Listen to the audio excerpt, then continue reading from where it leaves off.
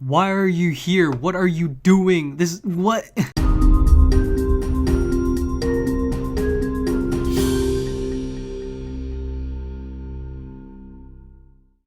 Irem. An affectionate shapeshifting cat, she charms those around her as a lovable feline while looking for the truth about her own existence as a cat-human being.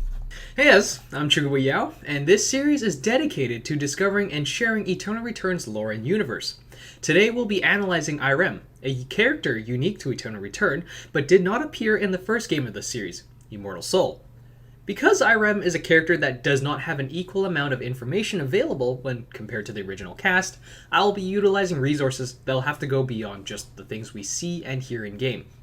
In order for me to list and narrow down the character in information, motivation, VF affinity, relationships, romanceability, and critique, I will have to first determine accuracy and probability along the way.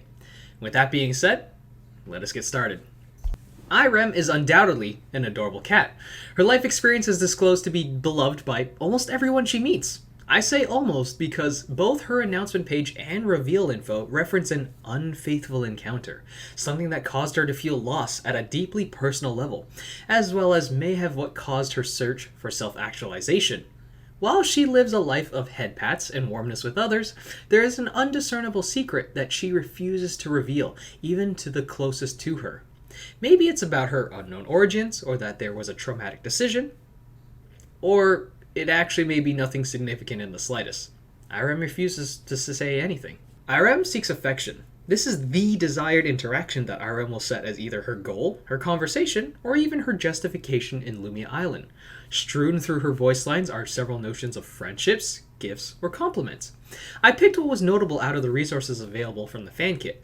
Most serve and sell the idea that Irem is truly a cat human with desires for fish, knocking things off heights, and having meows as one of her inflections. Fish!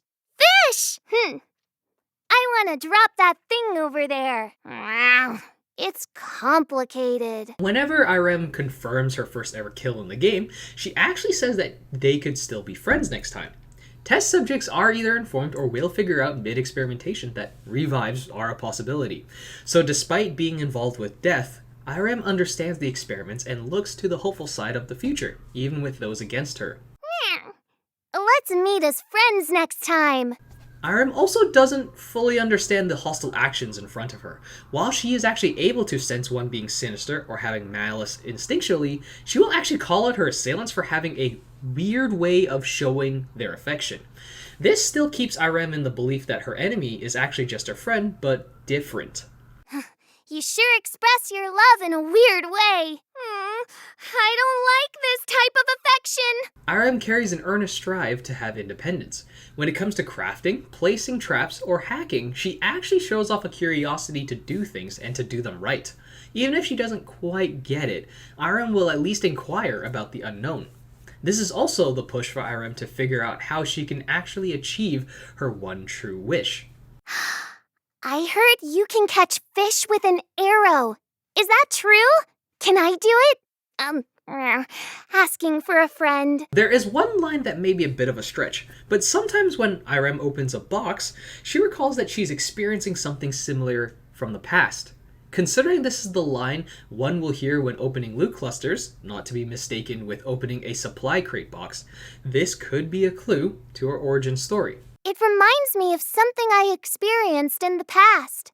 Lastly, Irem will always imply at the end of it all that someone gives her a treat, a reward, or some showing of affection to her. When she gets cuddly with everyone, she expects to have some acknowledgement that she's a good girl, even if this means that she has murdered everyone. It's over, right? Can I get a compliment now? Irem's vital force stems from her desire for love to be found in the world all around her. This belief that the world is as such means that charming anyone she meets could be her VF descriptor. It's a simple idea given her character, but I ask you to hear me out in the critique section of the video, where I see there is a great potential with Irem to utilize VF greater than what is currently guessed. The best hint of lore for Irem in her reveal post that she sacrificed everything for something, not someone, and that it was on an unfaithful day. Unfaithful could mean she went against everything she stands for, or that she was betrayed by someone personally closest to her. Because whenever it comes to information about her origin, she keeps that information bottled up inside. So while she loves to be with others, this is a held baseline that no one has broken through. From the rest of her voice lines, Irem has some cute little interactions with other test subjects. With Kathy, there is a range of fear that then turns into playfulness with the malpractice Canadian doctor. A doctor? Oh, a doctor. With Emma, Irem wants to eat the doves that come from her performances. Emma, can you make me some doves? I'm hungry. Just by being in proximity, Irem's olfactory senses get overwhelmed by Jenny's perfume products. Wow, how much perfume did you put on? A cat that is unafraid of water, Irem will ask Carla if she can ride with her on a boat. Most likely so that she can get to sea and catch a lot of fish. Can I take a boat with you later? Shukai is known for his cooking, which means Irem could taste the best fish food ever from him. I want to eat the world's most delicious, juicy fish dinner. Irem says she already knows Shuichi's intentions, even if he tries to hide them. But she's also not afraid of him. Come on, Shuichi.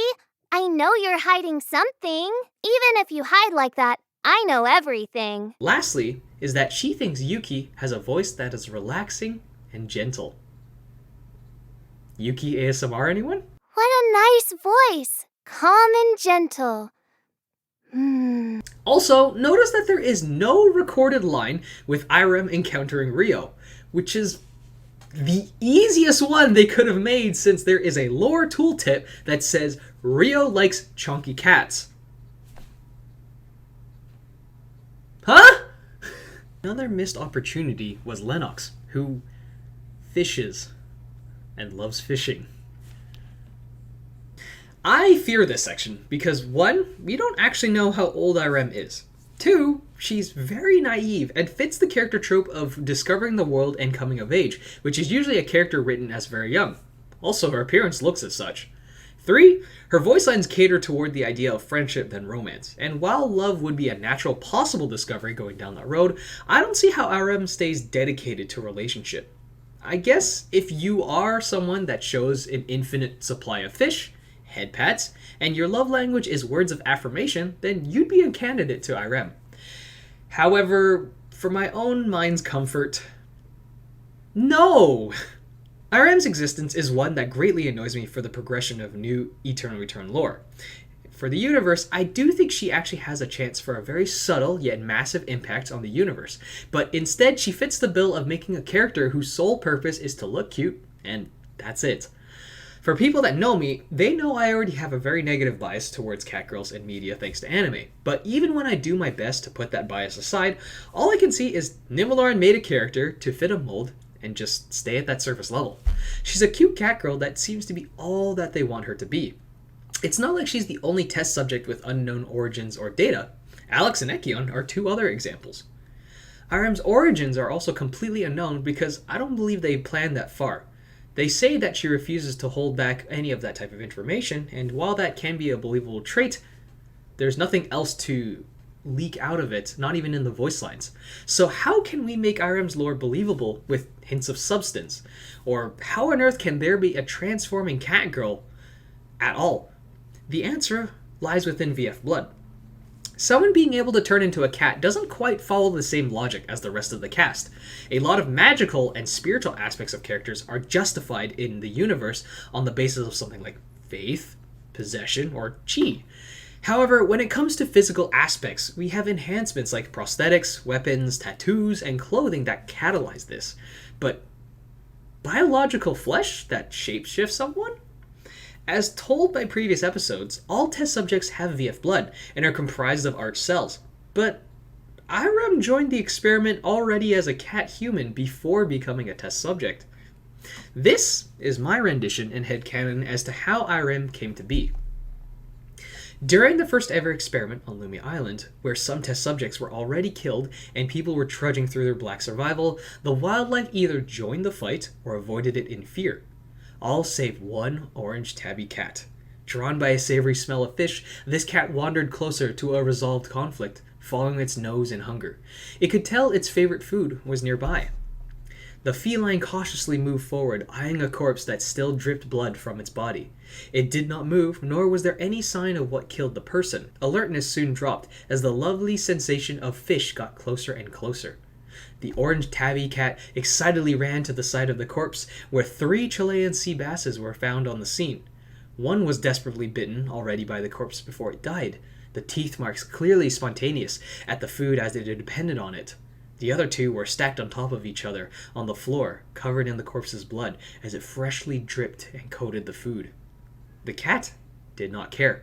This was a feast to behold, and the cat happily ate away at the fish even if the food was damaged or bled on. Making quick work of its meal, the cat sauntered off, happy with the free food and content with its tummy. After the first experiment, the Aglaia cleanup crew was busy at work, but made an unexpected discovery.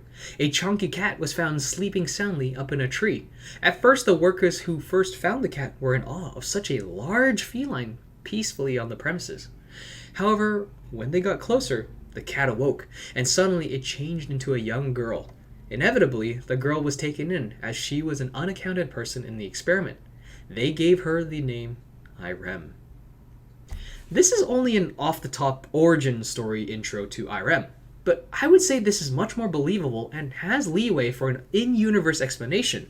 The first one I wanted to identify in my rendition was the fish food that Irem ate when she was just a cat, is that it had blood coating the fish that she consumed.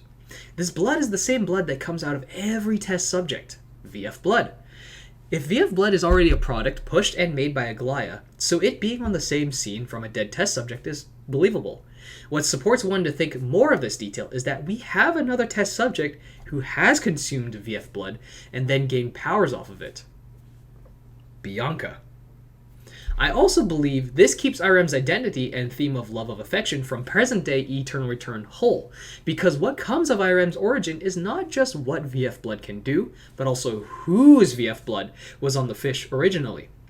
The reason why Irem's affixation to seeking reciprocated love is also the same affixation that the test subject was also a desperate seeker of such.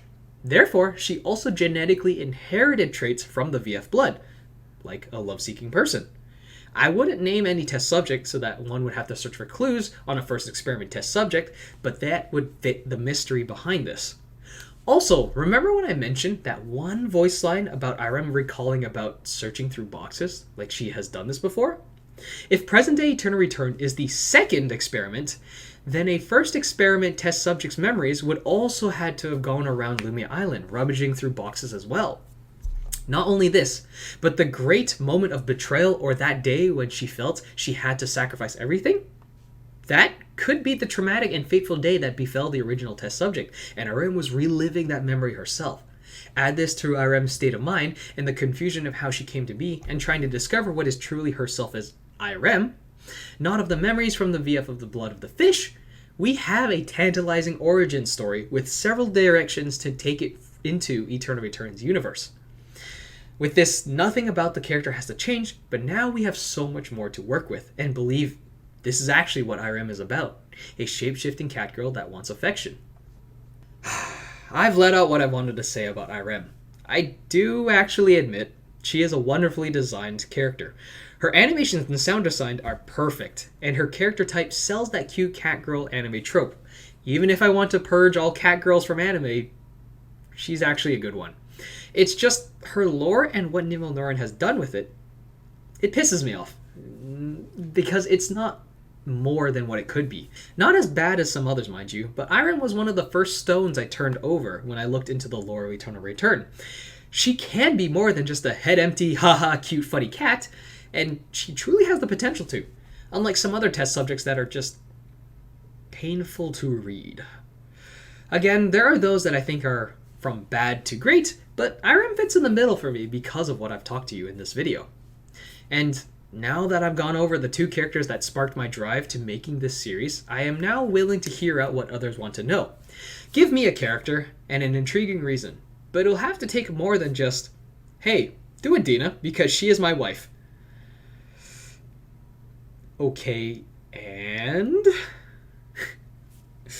All I'm saying is that, hey, from friends, or if you're in the comment section, what's a good reason I should look into this character? Sayonara's.